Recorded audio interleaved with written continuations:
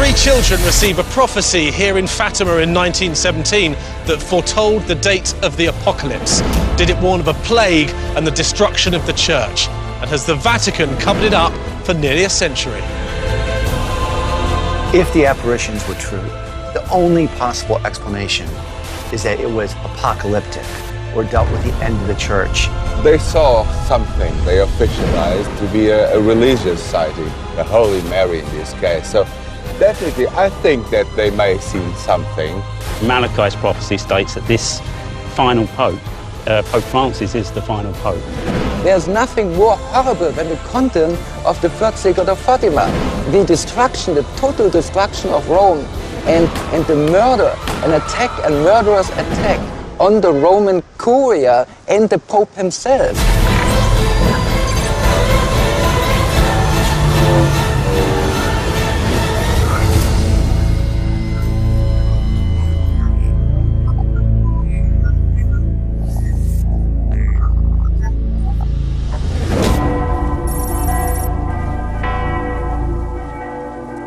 Here in Fatima, on 6 occasions between May and October 1917, it is said that the Virgin Mary appeared to 3 young Portuguese children, Lucia Santos and her 2 cousins, Francisco and Jacinta. Now, according to the official Catholic interpretation of the prophecies, they involve hell, 2 world wars, and the assassination attempt on John Paul II. 2 of the secrets were revealed in 1941 in a document written by Lucia at the request of her local bishop. When he asked her to reveal the 3rd secret, she apparently hesitated, wrote the secret down and sealed it in an envelope, saying that it was not to be opened until 1960. That date came and went, with the Vatican refusing to reveal its contents. Then in 2000, Pope John Paul II decided the time had come to tell all, and he instructed his cardinals to reveal what Lucia had written, although many people doubt it was the real text. Since 2000, there's been a huge controversy as to whether the Vatican has deliberately concealed the true 3rd secret.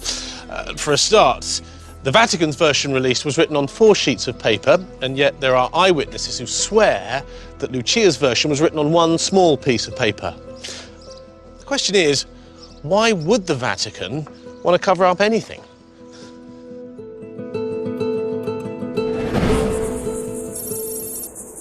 The first 2 secrets were pretty clear and straightforward, dealing with the First and Second World Wars. Now, the 3rd secret, as we remember it, was sent to the Vatican, allegedly on a single sheet of paper, which the little girl, well, woman as she was then, wrote out. She had been very reluctant to write that 3rd secret. I strongly suspect that something very strange happened to it. And the basis of my suspicion is the descriptions that were given by various high-ranking officials about what was in the envelope. Allegedly, she had written no more than 25 or 30 lines on a single sheet of paper. But there was evidence of 4 sheets of paper being found. Now, that's the first big question mark that leaps into your mind. The Vatican, over the years, over the centuries, has proved itself so basically untrustworthy by manipulating and censoring and editing information and trying to steer all the information in the direction it wants, that it basically can't be trusted. So whatever it says, you can never be sure that they're telling the truth. I mean, in the Vatican's defence, there's not much more they can do to persuade you that they're telling the truth. They've released everything they have.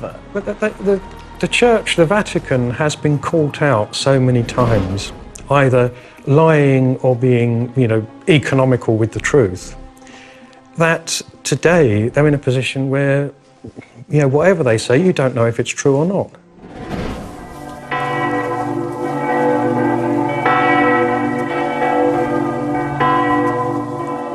Father Carlos Cabasinas is in charge of the Basilica in Fatima today. He welcomes millions of pilgrims and tourists every year, and I asked him what he made of the idea of a cover-up. I've spoken to a few people who tell me that when Sister Lucia first wrote it down, it was written down on one piece of paper, and when the Vatican revealed it was on many different pieces of paper. How do you explain that? I think we have to hear what Sister Lucy has said. When Cardinal Bertone asked Sister Lucy if all she was writing was revealed, she said, yes, all is revealed.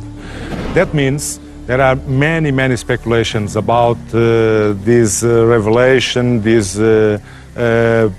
publication of the third part of the secret, but I don't think we have a problem. Why do you think the Vatican thought it important to suppress the third secret? Why not make it public at the time? I find that as great a mystery as the secret itself. And yet, when we look at a number of things which have, over the centuries, been considered as important to be kept secret, there are those who feel that certain knowledge must be kept from the people. I tend to think that those in power, both in the church and in politics, have a very low opinion of the rest of us. And there's always this, oh, you mustn't tell the people, they'll panic. Well, I'm damned if they'll panic. I want to know what's happening. Thank you very much. So much of the story is suspicious. You have to wonder how the church has countered all the conspiracy theories. Well, I'll tell you how they counter it. They counter it with a trump card that says, we took this nun, we took her to Vatican City and we brought her in and we showed her the letter and we said, sister, this is yours, right? And she said, yes, I wrote that. But imagine, put yourself in her shoes. She is really getting on in years. She's a nun from rural Portugal, and she's now in Vatican City with the most powerful people in her faith. And they're telling her, they're pressuring her. This is like CSI Vatican City. She has no choice. She has to give in. She's pressured. Undoubtedly, she says, yes, this is what I said.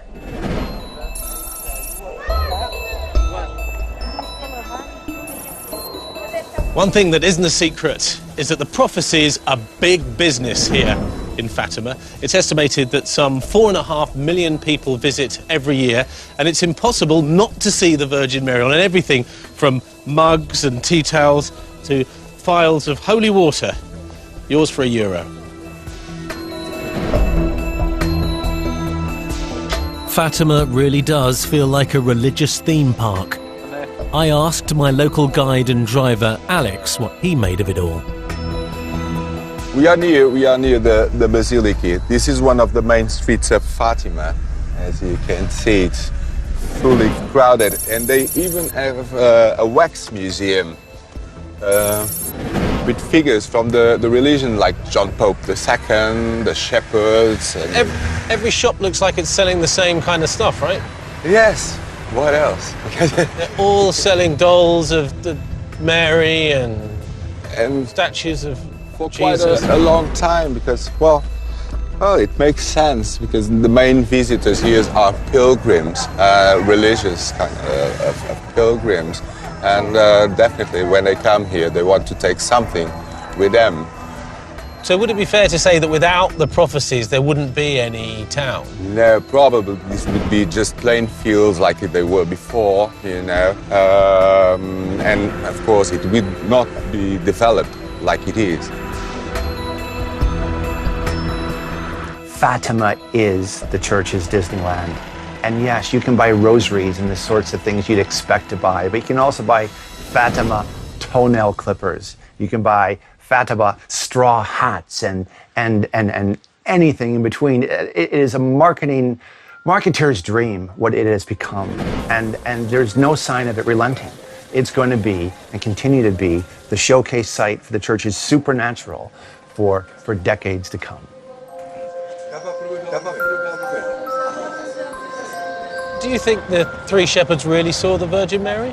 Well, they saw something, definitely. I believe in that, even because the reports of the sightings are really remote. But the sightings of Fatima, of the three shepherds, looks like it gathered all the sightings had been previously occurred in here. And, well, they officialized to be a religious sighting. And, well, the Holy Mary in this case. So, definitely, I think that they may have seen something. What's interesting is Portugal and Spain have a long tradition of apparitions. They've been seen for many hundreds of years. But when I say apparitions, it's not the appearance of the Virgin Mary. It's anomalous lights. It's strange things in the sky. And it's true, they have existed in that part of the world for a long time. So it's entirely possible that these three young children experienced that natural phenomenon, reported it, and the church went, aha, this is an opportunity.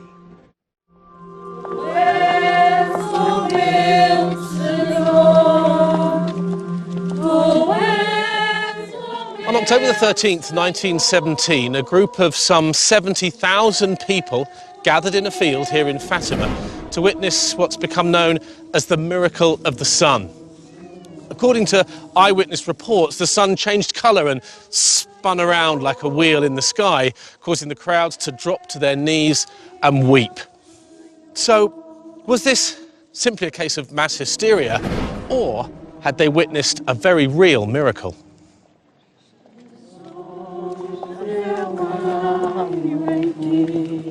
Was it near here? Was it No, it was in all this space. all here? Yes. This is where it happened? Yes. So let's just go back to 1917, Yes. October 30th. So there's 70,000 Yes, people here? Here. You have to imagine we don't have anything of that here. No, this is just a field. Just a field with stones and with trees. The people were everywhere here. The three children were close to the place where now stays the statue of Our Lady there. Okay, so the three Yes. children are there. Yes, they prayed the rosary, and the sister Lucy tell us they prayed the rosary with a terrible rain, and then suddenly the rain stops, and the people look to the sun and see the sun rolling and approaching.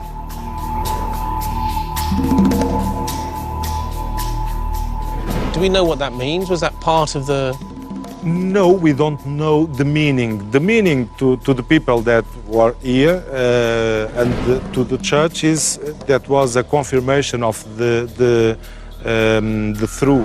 truth of the apparitions of the message of Our Lady. Right. Because Lucia and the other two, they predicted that would happen. Yes. So they said... Yes, Our Lady have said that in October it will be a miracle, and all the people will be convinced of that the children said that it was true. It's entirely possible that these three young kids who saw this natural phenomenon reported it, and that the church, it may not have dawned on them right away, but probably pretty quickly, that this was an opportunity to say, no, you didn't see white lights, you didn't see anomalous flashing and things going on in the sky that happen quite frequently in this part of the world. No, you saw the Virgin Mary. You saw a true apparition, didn't you? You can imagine it. You can absolutely imagine it. And of course, these kids would be terrified. And of course, they would say, yes, that's what we saw. It was the Virgin Mary. And once they acknowledge that, it's a fabulous opportunity to superimpose what the church does best, which is forget about the real mundane history. Let us baffle you with the supernatural.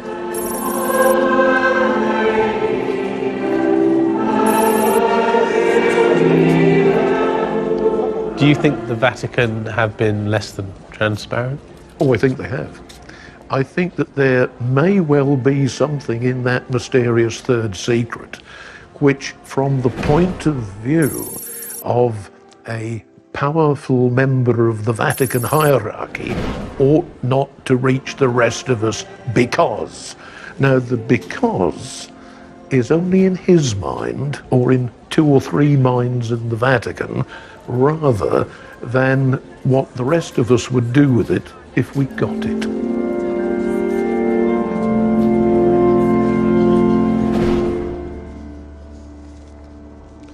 Sister Lucia died back in 2005, but I've managed to track down one of her cousins who's known her for more than 50 years.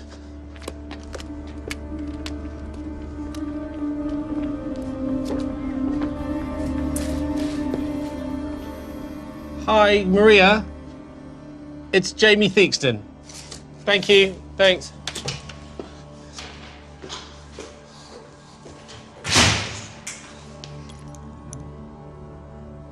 Jesus lives here. Oh. Hi, Maria. Jamie. Hi, how are you? Nice to meet you. Thank you for inviting me over. To your lovely house. Wow, look at this. And these are 3 shepherds? Sim, Lúcia, Uh-huh. Jacinta, And Francisco. Wow, look at that. Maria, what was Sister Lucia like? Irmã Lúcia. Era alegre, era honesta, muito honesta, de boa vontade, muito amiga de nós, muito amiga, mas era rigorosa. Nós tínhamos também de ter juízo quando falávamos com ela. Sabia nos dar bons conselhos, mas também nos sabia repreender. Com a aparição, aquilo modificou-se tudo. Todos lhe começaram a ralhar, a repreender o que é que ela andava a fazer. Ela era uma mentirosa e sofreu muito, pois ela escondia-se. Gostavam tanto dela, começaram a tratá-la agressivamente. Did Lucia believe the Vatican revealed the true third secret in 2000? Acreditava. Acreditou sempre no que Nossa Senhora lhe disse, só que esperava a realização dos factos. E o segredo foi tão guardado porque lá figurava a pessoa do Papa. Quando o Papa caiu, o segredo foi revelado. Eu perguntei à irmã Lúcia o que era o segredo, há muitos anos. E ela disse, isso não te diz respeito.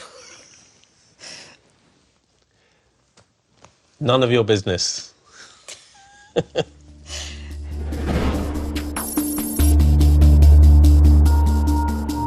One of the big questions that swirls around the Fatima controversy is whether it's true that the Vatican either lied about the true content of the third secret or at least distorted the truth.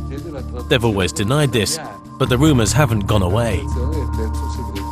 In 2007, Cardinal Bertone, the Vatican's chief of staff, went on national television in Italy to show the world what he said was the real third secret of Fatima.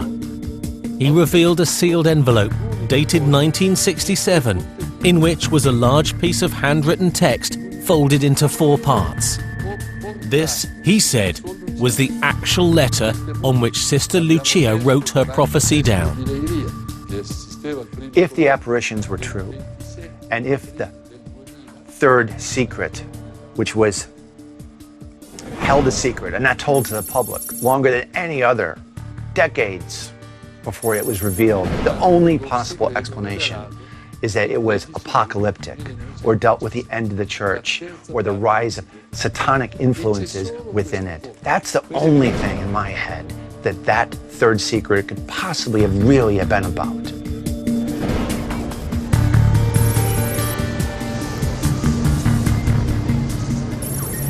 In an interview for a German magazine published back in October 1981, Pope John Paul II was asked explicitly to speak about the third secret, and this is what he said.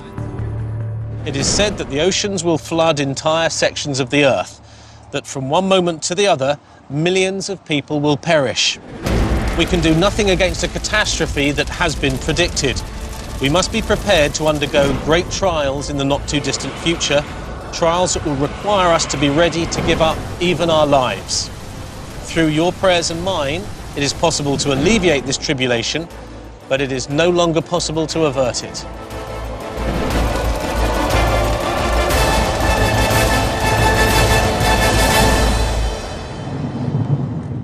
Rob Howells is an English author and researcher who studied the Fatima controversy for years. He believes the cover-up is real, and it was done to protect people from these apocalyptic revelations. Hey, Rob. The third secret of Fatima revolves around the apocalypse. And we know this from a number of reasons, a number of sources within the church, and from the witness herself, Sister Lucia, who recorded, is on record as stating that it relates to part of the book of Revelation, which is the opening of the seven seals and the destruction of Rome and the final apocalypse. Rob told me that he'd discussed the third secret with a senior Vatican official back in the 1990s. This priest confirmed that the prophecy had been discussed at the very highest levels in the Vatican and that its true content included a grave apocalyptic message.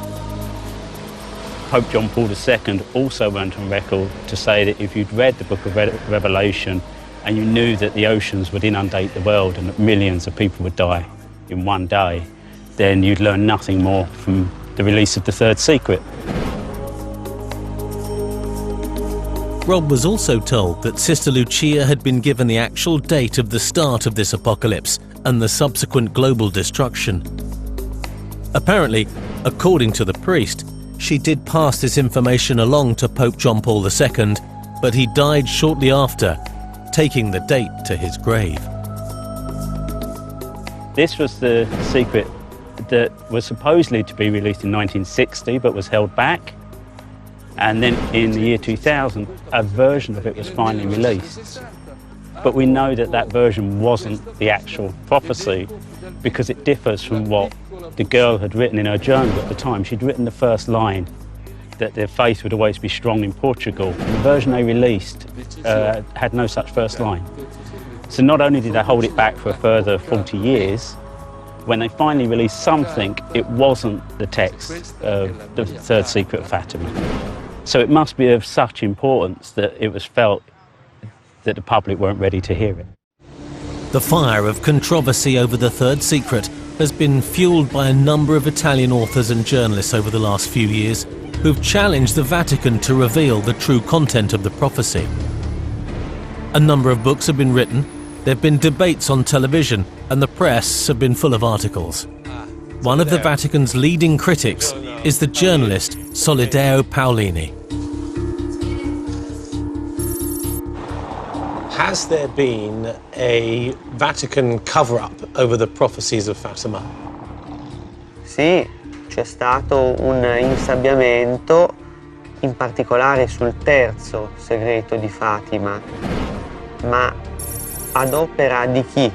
Questa è una questione piuttosto complessa, in cui si sommano le motivazioni e ritengo ne abbiano parte sia alcuni uomini all'interno del Vaticano che ambienti esterni alla Chiesa. Quindi a questo livello sugli autori è un discorso piuttosto complesso. Why has the Vatican covered this up? Questa domanda sulla motivazione, o meglio sulle motivazioni, ha risposta nei contenuti del terzo segreto di Fatima, in particolare nella sua parte a tutt'oggi non ufficialmente pubblicata. Questi contenuti sono molto forti e scomodi per varie categorie di persone, per cui a motivo proprio dei suoi contenuti varie categorie di persone hanno ritenuto che fosse il caso di non farli esattamente conoscere. What is it that the Vatican aren't telling us? E parlano sia di sciagure per il mondo, da cui anche il timore di panico, crisi di panico, ma anche di mali interni alla Chiesa. Solideo Paolini believes that the true third secret had foretold of the current crises within the Catholic Church, including the child abuse scandal and the controversy swirling around the Vatican Bank and allegations of fraud. He says he's been told by his Vatican contacts that the real third secret talks about the Church in Rome losing its way and being seduced by the forces of evil.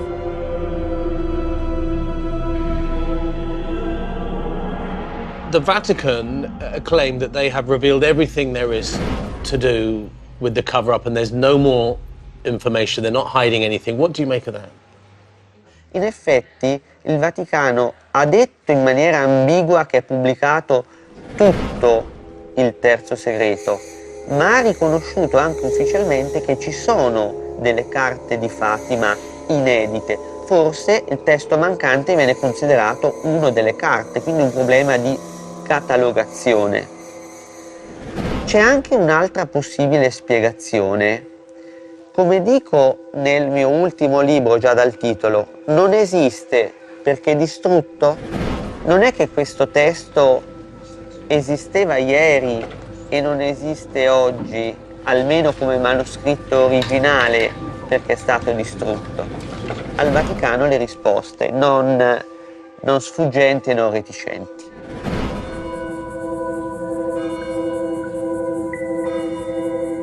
It would seem the Vatican are in a state of turmoil at the moment. Do you think that we're seeing the third secret of Fatima, the prophecy, coming true? I think it might even have had something to do with the untimely resignation of Benedict. You see, that hasn't happened for 600 years. And that might have been something which, again, is not of any great importance to most of us, but which would have been something unthinkable to them. And therefore, if somebody had actually, we'll say, read that the next Pope is going, or Pope Benedict is going to resign before he dies in office, that would have been considered as something so traumatic within the Vatican hierarchy. Oh, mustn't let people know that. Pope will resign. Oh, it'll change the world, because had practically no impression on anybody. The guy's resigned. Well, good luck. He was 85 and feeling his age.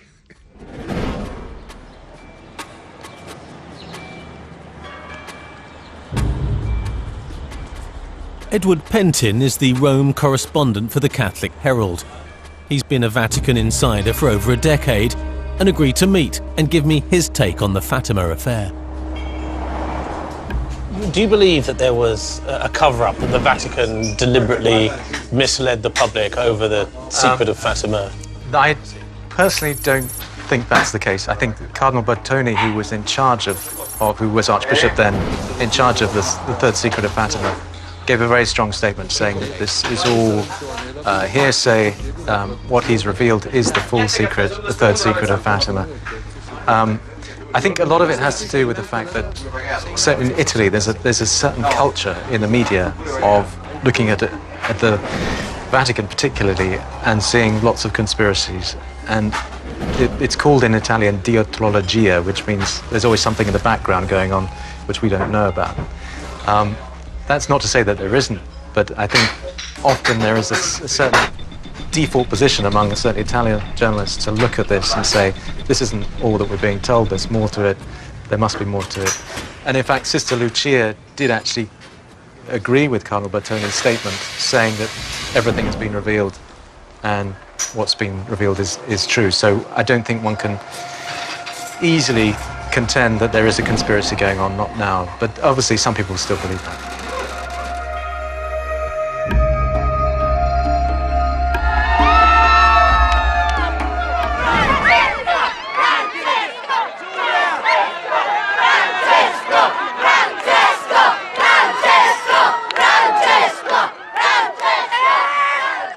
Every Sunday in Rome, when he's in town, the Pope makes an appearance in St. Peter's Square to address and bless the crowd. In the waning years of Benedict's reign, the numbers had dwindled to a few thousand, but the new Pope, Francis, is drawing huge crowds, as Rob Howells and I saw for ourselves. Che si legge nella liturgia di questa terza domenica di Pasqua. Si comporta come Gesù nella sua passione. When you look around, you really get that sense of just how powerful and how popular still, the Catholic Church is. It seems rather far-fetched, don't you think, that this is going to be, we're prophesying the end of the Catholic Church, don't you think? You have to see that Christianity is an apocalyptic faith. It has an apocalyptic ending. So all these people here will believe in some form of apocalypse, be it spiritual, physical. It may be destructive, it may be earthquakes, or it may be something more personal, but they all believe in an apocalypse, and they all believe to some extent that it's imminent, because it was prophesied that after 2,000 years from the life of Christ that he would return to oversee this kind of final event, and that this, according to Malachi, this may be the last pope that also is present at the apocalypse. Malachi's prophecy states that this final pope, Pope Francis is the final pope, the Peter of Rome, Peter the Roman, who will oversee the fall of the Vatican and the end of the Catholic Church, and that it will be destructive, that Rome will be destroyed. So we've reached that date. You've got quite a sort of literal idea of what the prophecy means. Do people have different opinions or different interpretations of what it might be? It could be purely spiritual. It could be the collapse of the Vatican, the collapse of the Catholic Church, that at some point they hand back control or belief or faith to individuals, whereas before people would find God directly. This idea is that you don't need a pope or a priest, and you go back to a kind of Gnostic, just as Jesus actually would have communicated directly with God and not gone to the priests and would have argued with priests. There may come a time when the Catholic people don't need a pope. And it may be that it's talking about the end of the church in that form, and that it takes another form. These are dark and difficult times for the Vatican and possibly the Catholic Church. As a priest yourself, Lionel, do you think that the third prophecy might be coming true? Well, as a very simple, everyday and ordinary serving priest, I would find what's happening in the church is very disturbing. And I have always separated in my mind what I think of as churchianity, which is an organization with people struggling for power at the top and not necessarily always behaving as we rather hoped they would, from Christianity, which takes me back to the carpenter of Nazareth, who taught us to love one another, and where Jesus says, inasmuch as you have done it to one of my brothers or sisters, you've done it to me. Now that for me is the core of true Christian religion. That is the religion of which I want to be a priest. Is it possible that the third prophecy said something about the downfall of the church?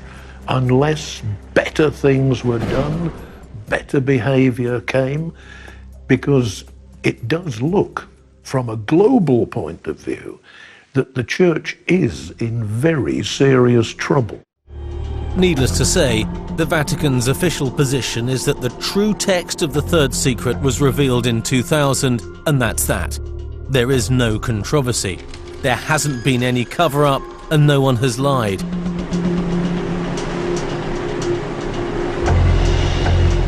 We tried to talk to some senior officials at the Vatican about this subject, but they declined.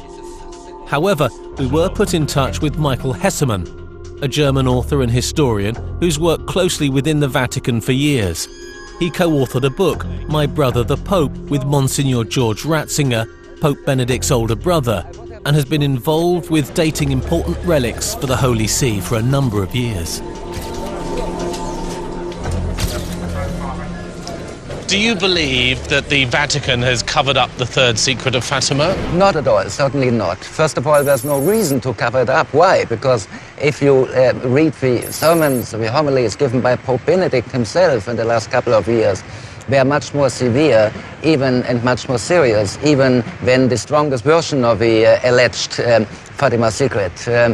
Second, to believe there's a cover-up would mean to believe that both the last Pope, Pope Benedict, and Pope John Paul II were liars.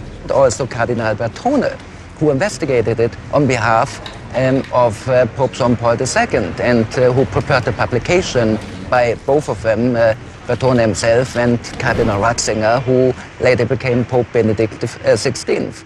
So to believe that popes were liars, I mean, why? Why? There's no intention. There's no reason for such an outrageous claim.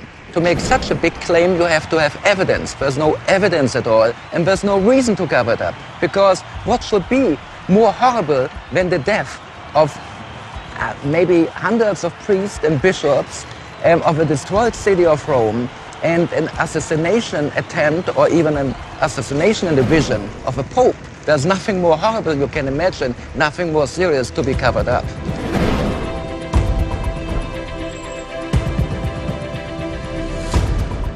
You've asked Bertone yourself about the third secret of Fatima. What did he have to say? After the Holy See published the third secret of Fatima, I wanted to know the whole story. So I got an interview with Cardinal Bertone, a 2-hour interview in the presence of Georg Genswein, who was a young Monsignor at the congregation at that time. And I wanted to know everything from him, and he told me very frankly he was commissioned by Pope John Paul II to prepare the publication, and he flew to Portugal several times to meet with Sister Lucia, the only surviving of the 3 children of Fatima, in her Carmel convent in Coimbra. And one time he brought the original envelope, the very envelope which was later published, and showed it to her and said, "Is this the third secret?" And she confirmed it. She was completely in the affirmative. And he asked her, "Is there anything else which we don't have, which we don't know about?" And she said, "No, this is the only third secret." So of course you can say Cardinal Bertone, the Cardinal Secretary of State of the Vatican, and 2 popes are liars. But is this reasonable? Why? There's nothing more horrible than the content of the third secret of Fatima. The destruction, the total destruction of Rome, and the murder, an attack, a murderous attack on the Roman Curia and the Pope himself. This is the best explanation why it was kept secret, because the content was so horrible, but nobody wanted even to deal with the idea that this could happen. With all the accusations and intrigue about the third secret swirling around Rome, it's easy to forget that it all started back here, in Fatima, in 1917, in a remote field with 3 young children. So what is the truth about the third secret? The Vatican says there is absolutely no cover-up, and the correspondence that they've released is exactly what Sister Lucia wrote. On the other hand, there are a large number of authors, journalists, and conspiracy theorists who remain convinced that the real documents are still hidden in the Vatican archives. After Sister Lucia died, did Bertone issue the order to have the papers seized and to seal up the room? Alla morte di Suor Lucia è stata subito sigillata la sua cella. Risulta certamente che ci sono molte incongruenze nella versione ufficiale. Il Vaticano stesso più volte ha detto il terzo segreto, no, è tutto, non si sa bene in che senso, però ci sono delle carte, delle lettere di Fatima inedite. Di che cosa parlano queste lettere? Io anche nel mio ultimo libro riporto un'istanza che ho mandato al Supremo Tribunale della Segnatura Apostolica l'8 dicembre 2008, 4 anni e mezzo fa, in cui dico: l'avete riconosciuto che ci sono queste lettere inedite? Di cosa parlano? Perché non vengono pubblicate? Nessuna risposta. Ho scritto di nuovo, dopo 4 anni e mezzo, nessuna risposta. Fare luce, fare trasparenza. I think the third secret truly was about the end of the church as we know it, possibly the end of the world, possibly the rise of evil forces such as Satanism. I think it had to be about that. And you know, I think the church really missed an opportunity 20 years ago to be honest about that and to spin that.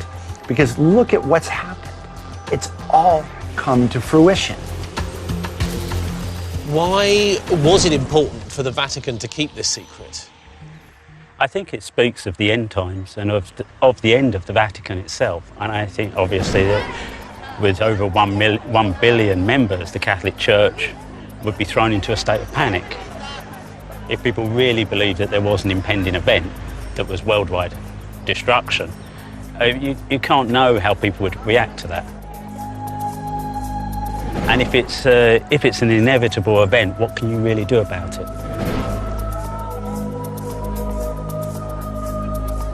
Do you think there's been a cover-up of the third secret of Fatima? I believe in human freedom. I do not believe that the future can ever be accurately predicted. And far from being a prediction of some future event which is inevitable, it should be regarded as a warning. And whatever message those children received, and this third secret as the mysterious one, was not to tell of an inevitable disaster, but to, in rather pictorial way, just as the first secret was a vision of hell which terrified them desperately, this was meant to convey a fear that unless we all started behaving in a better way, this is what would happen. This is what the dark side of human nature would do to us.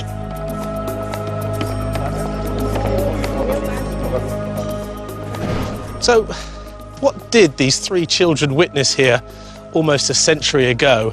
And has there really been a Vatican cover-up? Or has the whole controversy just been whipped up by conspiracy theorists, disgruntled priests, and journalists looking for a good story? But if it is true that the third secret gave an actual date for a coming apocalypse that would wipe out humanity, which we could do nothing about, then, well, maybe ignorance isn't such a bad thing after all. See you next time.